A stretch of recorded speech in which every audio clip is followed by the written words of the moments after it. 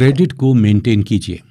दोस्तों, इस एपिसोड में हम चर्चा करेंगे कि कैसे मैरी हंट अपने क्रेडिट स्कोर को बेहतर करने के नए फार्मूले सिखा रही हैं और ये फार्मूला अपनाकर कैसे कोई भी अपने क्रेडिट स्कोर को सुधार सकता है और लोन लेने के लिए एक सही स्कोर कार्ड तैयार कर सकता है। दोस्तों, ये किताब उन लोगों के लिए एक उपहार है जो खुद को उधार के जाल से निकाल देना चाहते हैं, क्योंकि मैरी हंट ने इस किताब में उन सभी बातों का जिक्र किया है जिनका इस्तेमाल अगर कोई भी अपने दैनिक जीवन में करे तो जरूर उधार के जाल से निकल सकता है। मैरी हंट ने इस किताब में बताया है कि अगर कोई व्यक्ति अपना क्रेडिट स्कोर सुधारना चाहता है तो उसे कुछ नियमों का पालन करना होगा। इन नियमों के बारे में बात करते हुए उन्होंने बताया है कि अक्सर देखने में आता है कि लोग जब लोन लेने जाते हैं तो बड़े और प्रतिष्ठित बैंक उन्हें इसके लिए मना कर देते हैं। इसके बाद उन्हें ज्यादा ब्याज पर अन्य बैंकों से लोन लेना पड़ता है।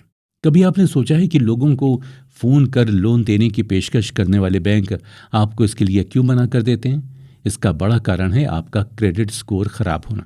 अगर आपने समय पर लोन नहीं भरा है या क्रेडिट कार्ड बिल का भुगतान समय पर नहीं किया है तो निश्चित तौर पर आपका सिबिल स्कोर खराब है। चलिए, पहले अगर हम क्रेडिट स्कोर की बात करें तो ये 3 अंकों का एक नंबर होता है जो आपकी क्रेडिट समरी बनाता है। जब भी आप लोन के लिए आवेदन करते हैं तब लोन देने वाले आपके क्रेडिट स्कोर और रिपोर्ट को जांचते हैं। लोन्स और क्रेडिट कार्ड से संबंधित आपके भुगतानों के रिकॉर्ड्स को मासिक आधार पर बैंकों और अन्य कर्जदाताओं द्वारा सिबिल के पास जमा किया जाता है। इसी आधार पर आपका क्रेडिट स्कोर रिकॉर्ड तैयार होता है। अगर आपने किसी लोन का सेटलमेंट किया है या आप पर कोई राशि बकाया है तो क्रेडिट स्कोर के माध्यम से ये जानकारी लोन देने वाले तक पहुंच जाती है, जो आपके लोन आवेदन का मूल्यांकन करने और उन्हें मंजूरी देने में बड़ी मददगार साबित होती है। इससे यह होता है कि अगर आपका क्रेडिट स्कोर 750 से कम है तो आपको किसी भी तरह का लोन मिलने का चांस बहुत ही कम है। इस बात की बहुत संभावना है कि आपकी लोन एप्लीकेशन को रिजेक्ट कर दिया जाए। इसलिए आपको अपना स्कोर ज़्यादा रखना है, क्योंकि आपका स्कोर जितना ज़्यादा होता है आपके लोन आवेदन के मंजूर होने की संभावनाएं उतनी ही अधिक होती हैं। ये भी याद रखिए कि उतना ही लोन लें जितना कि आप समय पर चुका पाएं। आप अपनी EMI समय पर चुकाएं। अगर आप अपनी किस्तों को अक्सर ही निश्चित समय अवधि में चुकाने में चूक जाते हैं तो एक रिमाइंडर तय करें, या बेहतर होगा कि आप ऑटो डेबिट फैसिलिटी के जरिए भुगतान करें। क्रेडिट कार्ड का बुद्धिमत्तापूर्ण और निरंतर उपयोग आपका क्रेडिट स्कोर बढ़ाने में मददगार हो सकता है। इसके अलावा पर्सनल लोन भी आपको अपना क्रेडिट स्कोर बढ़ाने में मदद कर सकता है। ये एक अनसिक्योर्ड लोन होता है जो कि आपके क्रेडिट स्कोर को सर्वाधिक प्रभावित करता है। जो लोग समय पर लोन का भुगतान नहीं कर पाते वो अक्सर लोन सेटलमेंट कर लेते हैं और सोचते हैं कि उन्हें इस लोन से छुटकारा मिल गया, लेकिन ये धारणा पूरी तरह गलत है। इससे आपको बैंकों से आने वाले फोनों से तो छुटकारा मिल जाएगा, पर समस्या कम होने की जगह बढ़ जाएगी। इस माध्यम से बैंकों की कुछ रिकवरी हो जाएगी, लेकिन ये सेटलमेंट सिबिल रिपोर्ट में जरूर दिखाई देगा। अब आप अगले 7 साल तक कोई लोन नहीं ले पाएंगे। 7 साल बाद आपका नाम इस सिबिल रिपोर्ट से निकल जाएगा, लेकिन उसके बाद भी आपकी क्रेडिट रेटिंग इतनी कम रहेगी कि आपको लोन देने से पहले बैंक बारीकी से विचार करे। जिस तरीके से क्रेडिट स्कोर की गणना क्रेडिट कार्ड कैलकुलेशन से की जाती है उसमें समय पर भुगतान का सबसे बड़ा पॉजिटिव प्रभाव होता है। समय पर भुगतान करने से आपका स्कोर बढ़ता है।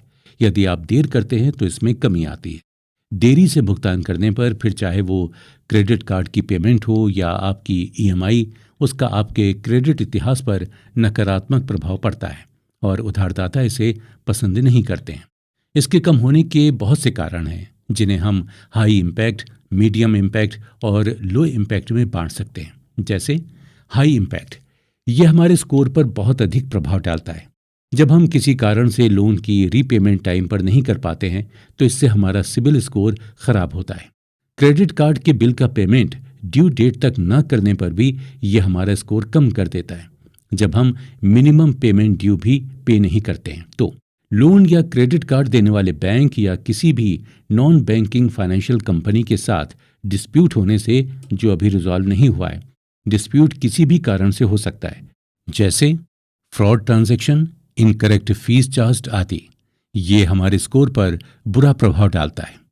मीडियम इम्पैक्ट, दोस्तों, इसके नाम से ही पता चल रहा है कि ये हमारे स्कोर पर मध्यम स्तरीय प्रभाव डालता है। दरअसल जब हम अनसिक्योर्ड लोन्स का ज्यादा इस्तेमाल करते हैं और सिक्योर्ड लोन्स बहुत कम या नहीं लेते हैं, तो ये भी हमारे क्रेडिट स्कोर पर मीडियम इम्पैक्ट डालता है।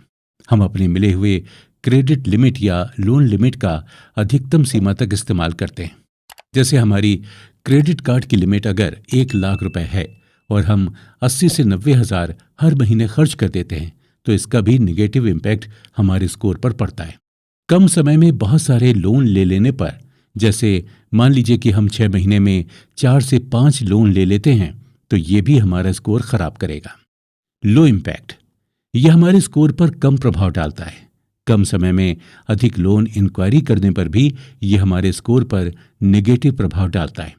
दरअसल जब भी हम कहीं से लोन अप्लाई करते हैं, तो वो क्रेडिट ब्यूरो से उस व्यक्ति का क्रेडिट रिपोर्ट और क्रेडिट स्कोर लेते हैं। ये उस क्रेडिट ब्यूरो के रिकॉर्ड में दर्ज हो जाता है। इसलिए कम समय में अधिक लोन इंक्वायरी नहीं करनी चाहिए। बार बार क्रेडिट स्कोर चेक भी नहीं करना चाहिए, क्योंकि इससे भी स्कोर खराब होता है। इनके अलावा और भी कई कारण हैं जो क्रेडिट स्कोर को खराब कर सकते हैं। जैसे जॉइंट लोन लेने पर अगर कोई पेमेंट टाइम पर नहीं होता है या डिफॉल्ट हो जाता है, तो ये दोनों के क्रेडिट स्कोर पर नेगेटिव इम्पैक्ट डालता है। फिर इस बात से फर्क नहीं पड़ता है कि लोन की रीपेमेंट कौन कर रहा है, चाहे कोई एक व्यक्ति कर रहा हो या दोनों। पेमेंट ना होने पर दोनों के स्कोर पर फर्क पड़ेगा ही पड़ेगा। तो दोस्तों, यही नियम है जॉइंट क्रेडिट कार्ड का भी। क्रेडिट कार्ड बिल का पेमेंट समय से ना होने पर दोनों कार्ड होल्डर्स के स्कोर पर प्रभाव पड़ेगा। एड ऑन कार्ड के केस में भी अगर पेमेंट की डिफॉल्ट दोनों कार्ड होल्डर में से जो भी करे, नेगेटिव इम्पैक्ट दोनों कार्ड होल्डर्स पर पड़ेगा। अगर हम किसी लोन के गारंटर हैं और वो व्यक्ति जिसने लोन लिया है वो कोई डिफॉल्ट कर दे, तो ये भी हमारा स्कोर खराब कर देगा, क्योंकि हमने उस लोन की गारंटी ली थी। इसके अलावा बैंक हमें उस लोन की भरपाई भी करने को कहेगा। मान लीजिए कि एक कंपनी है जिसके नाम पर हमने लोन लिया है और हम उस कंपनी के मालिक हैं या उसमें पार्टनर हैं या फिर डायरेक्टर या प्रोप्राइटर वगैरह हैं, और वो लोन डिफॉल्ट हो जाता है, तो ये भी हमारा सिबिल स्कोर खराब करेगा। कभी कभी ऐसा हो जाता है कि हमारे लोन का पूरा पेमेंट कर देने के बाद वो इन्फॉर्मेशन ठीक से अपडेट नहीं हुई होती है और वो लोन ओपन दिखा रहा होता है या पेमेंट ड्यू दिखाता है, तो ये भी हमारा सिबिल स्कोर खराब कर देता है। इसलिए हमें अपना सिबिल स्कोर अच्छा करने के लिए हर वक्त इन सब बातों का ध्यान रखना पड़ेगा।